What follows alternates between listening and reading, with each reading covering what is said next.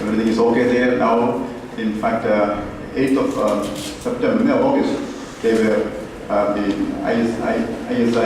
ISIS came there and they cut with them, and also they the monks, and they were now again the monks are there inside. Nothing was lost. The library is also in perfect condition. What I heard, so we thank God that everything went on well. Dear friends, let me read my paper. For centuries, the monastery of Matthai was the stronghold of the West Syriac Christianity in the East Syriac environment in Persia, and has survived all the storms. Great reputation of the monastery was noticed by the Syriac as well as by the Arabic authors. The change in the political and religious situation in their region of origin has pushed back the Syriac church in ever greater extent. In contrast to modern time, monasteries had been the centers of theology, liturgy, and also of the administrative centers. Monastery of Matthai occupies an incomparable place in the history of the Syriac Orthodox Church. Matthai Monastery is undoubtedly one of the oldest, if not the oldest of all Syrian Orthodox monasteries in Mesopotamia, situated on the Mount Akilu, 30 kilometers away from Mosul.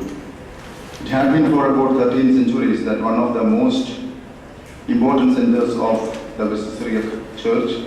For some centuries, it served as the seat of the Mafrianate of the East. There we can find many tombs of the church leaders, including the grave of Bar Hebraeus and tomb of Bar Hebraeus, the Mafrian of the East, and the great scholar of the Syriac Orthodox Church. There are only two accessible manuscripts of Matthai legend in Syriac, which is in the Berlin State Library and in the Syriac Catholic Monastery Sharfe in Lebanon. They are the focus of this paper. As part of my doctoral studies, I have carried out the edition and translation of these manuscripts. The history of Matthai occurs in two different ways. Once it is inserted in Marvehinam legend, the other it is an independent story. Till the end of the 19th century, the existence of an independent Matthai legend was not known in the West. It was only in 1899 Sachau mentioned in his handschrift and Verzeichnis der Chronischen Bibliothek zu Berlin, manuscript Berlin Sachau 83, folio 1b to 33a, the Vita of Matthai from the year 1862. Fortunately, in the year 1970, Biobus could find new manuscripts where the Matthai legend appears, namely manuscript from Mosul Orthodox 25, and also from the year that was from the year 1918, and manuscript Matthai number 26, and also manuscript Sharfe Patriarch 27. Unfortunately, among them, only manuscript Sharfe Patriarch 27 in Lebanon is accessible, and on inquiry, I could only hear that it is all not possible. We could only get these two manuscripts, one in Berlin and also the other one in Sharfe, Lebanon. The story was also translated into Arabic under the manuscript Berlin 43, that is in Kachuni, from 1823, and Arabic version of Sachau is briefly described. The oldest of the Matthai associated manuscripts, but which surprisingly has not appeared in the Christian Arabic literature history, comes from Mardin from the year 1536. This Kachuni manuscript can be found in the Syriac Orthodox monastery of St. Ephraim the Syrian in Poland. Patriarch Ignatius Jacob III, in his book about the monastery of Matthai, published in Damascus 1961, mentioned that the source of his work was a Syriac manuscript dating back to the 7th century. The date of composition of the present narrative cannot be earlier than the 6th century. Sachau, Berlin, manuscript 83. The Syriac manuscript in Berlin with the number of Sachau 83 was purchased by Edward Sachau on his trip to the Orient in the 19th century and was first described in 1899. The colophon mentions that it was written by a monk in 1862 at the monastery of Matthai. Manuscript Sharfi Patriarch 147. It is one of the oldest manuscripts containing the Vitae of Matthai. A comparison in this study shows that obviously the manuscript Berlin Sappho 83 is written on the basis of manuscript Sharfi. Unfortunately, the first and last leaves of the manuscript to Sharfi is missing. Thus, the colophon is not obtained. We are unable to find the modalities. The origin of these manuscripts is not exactly clear, except that it is kept by the Syrian Catholic Patriarch Mar Ignatius Ephraim II Rahmani, died in 1929, since the beginning of the last century in his collection. According to Monsignor Gardeep of the monastery of Sharfi, who administered also the library, the manuscript was allegedly written between the 12th and 14th century, possibly in Mosul. That time it was said to be in private possession in Mosul. This is now kept in the manuscript collection of the Patriarch of the Syriac Catholic Church in the monastery of Sharfi in Lebanon. The writing material of the manuscript of Sharfi consists of plain papers, and it is relatively good in legible conditions, and apart from some damaged areas, the manuscript is written in beautiful circular letters, and also it is not vocalized. According to the text, Matthai was born near Amida, Diyarbakir, in the village of Abgarstadt. Maybe most of you know, but then those who didn't hear about this, so let me say it very shortly. As a wonderful child of hardworking youth, he took the monastic habit in his native province. During the persecution of Julian, when the monks were expelled, he came into the neighborhood of Nineveh, where soon the fame of his sanctity and his miracles attracted many. Due to the persecution of the Emperor Julian, the monks were forced to flee and took refuge in the place of Nineveh and the region of Persia, where Christians were not persecuted. Among them, Matthai, along with the other few monks, moved to Mount Elpef and Pa in the later West Syriac diocese of Nineveh. It did not take a long time to spread the fame of Matthai there. Hearing about the wonder of healings through Matthai, also Sennacherib, the great king of Athor, a confessor of the religion of Magi, was interested in Matthai as he had a daughter named Sarah who was suffering from leprosy for many years. So it happened that one day his son Prince Vignam with his companions went out for hunting, and when they were sleeping at the foot of the mountain, an angel appeared to Vignam in a dream and told him that he should go to Matthai, and which he did. On request of the prince, Matthai went with him to Athor to heal his sister. At the entrance of the city, he stopped, and the prince brought his sister to him, and she was healed by the saint, and followed by the healing. Vignam and his sister Sarah were baptized by Matthai, and many of those who were present there also became Christians in spite of the warning of the king. Vignam and Sarah did not reject Christ. The king sent troops to kill them. After some days, the king Sennacherib became sick. As a result of a dream, the queen took the king to the spot where his son became martyr. There, the king was converted by Matthai. Ascetics of all categories are clustered around Matthai on the mountain, and because of the large number of monks who lived under the direction of Matthai on the mountain itself was called Elpef, Mountain of the Thousands. In the year 622, year to Alexander, that is 311 AD, Matthai died and buried in the monastery. Itra and Quillen researchers. Syriac narrative literature of hagiographic content goes back to its first beginnings to the middle of the 4th century. The oldest Syriac martyr account commemorates the Persian martyrs under King Sapor II. However, there are also reports of the individual Edesenic martyrs of the Roman persecutions that are not translations from the Greek, but Syriac originals.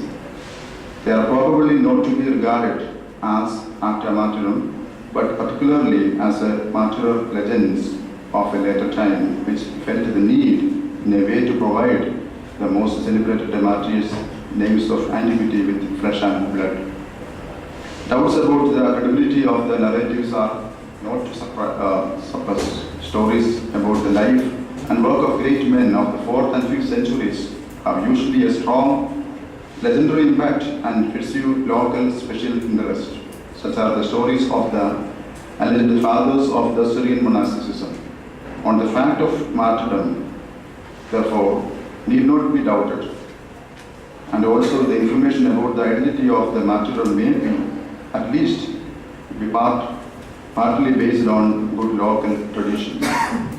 The anachronism or the chronological contradictions of the traditional text lead to the presumption that the two stories about Matthai, namely the story of Matthai and also the story of victorious saints and martyrs, Beckenham and his sister Sarah, have two different origins. The branches of which have a strange relationship or agreement, probably different stages of gone through different stages of developments. While the Beckenham and Sarah was included in the published collection of Bedjan, the Syriac martyrs and saints, became known through Hoffman in German language, Matthai remained unpublished. Despite the commonality of the theme in both reports, the intent of the type and also the intent of the title, and in the structure, the difference in purpose is very clear. While in one, the stress on the story of Beckenham and Sarah, the other tries to move the life story of Matthai to the center. In addition to the observation of Baumstark that the Beckenham and Sarah originated in the far east of the Jacobite church area, one can conclude from the nature and content of the publication of this year is a mistake. Interestingly, Ignatius Jacob III mentioned the baptism date of Mar Beckenham by Matthai in the year 382, quoting from writing on the wall of the church in Mar Beckenham Monastery. If we are to take this date seriously, it seems logical that Matthai lived at the time of Julian, namely in the second half of the 4th century, and could have died in the beginning of the 5th century, possibly in the year 411, not as in the manuscript states 311. If the only reason for the expulsion of the monks would have been a religious political policy change, it seems quite possible that the author of Matthai mistakenly put death year of Matthai as 311 instead of 411 AD, because the earliest date for such an expulsion exile was during Julian's time in the 4th century. The author further combines Julian with the Council of Chalcedon and describes that the Council of Chalcedon was the reason for Matthai to migrate eastward. This would require that Julian lived in the 5th century and have pursued a pro-Chalcedonian policy. However, this error could have resulted from the confusion of two names, namely Julian and Justin. Justin was a strict advocate of Chalcedon, who after taking the power continued to remove the so-called Monophysite-minded bishops from their offices in Syria. So, for example, Severus has been removed 590 to vacate the See of Antioch after a short tenure. It is easy to imagine that the author would rather connect with the description of the creation of a stronghold of his church in Persia with the great persecution of the Monophysite during the Christological dispute as Julian's preferences for paganism. Religio-political and literary refinement of martyrdoms appears as a reality to the reader. The story of Benjamin and Sarah describes Julian as a supporter of the older religion. For the writer of Matthai, it was probably more interesting to interpret the Julian's enmity against the Christian belief as enmity against the so-called Monophysites, which often corresponded to the policy of the emperor until the expansion of Islam. With the edition, translation and study of the manuscripts of a long-told story of Saint Matthai and the related history of the oldest Syriac Orthodox monasteries in Mesopotamia, a literary and historical examination has been done.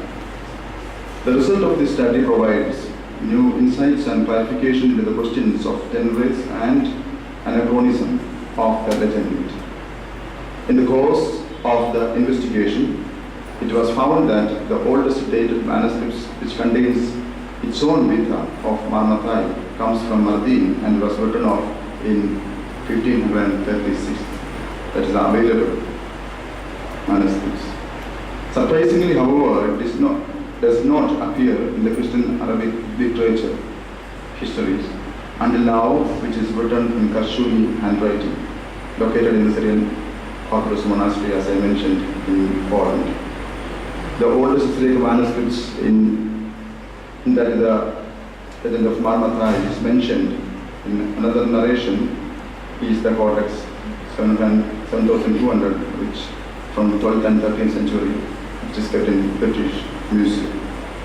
Thank you very much for your attention. I think the stories of both Matthai and Marbenham were written by the same person. And they were written first, maybe in the beginning of the 8th century, because there are hints of Islamic concepts which was popular at that time. It is in Syriac language. Both of the stories contain many contradictions. For example, Matthai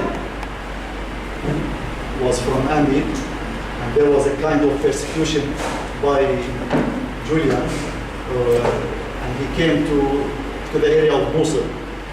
In the area of Mosul, there was very bloody persecution by Sakur II.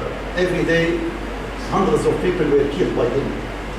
So if he came from an area where there were only a kind of persecution, fled from there, he came to an area very dangerous. So this is not logical. He came to save his life, he came in the danger.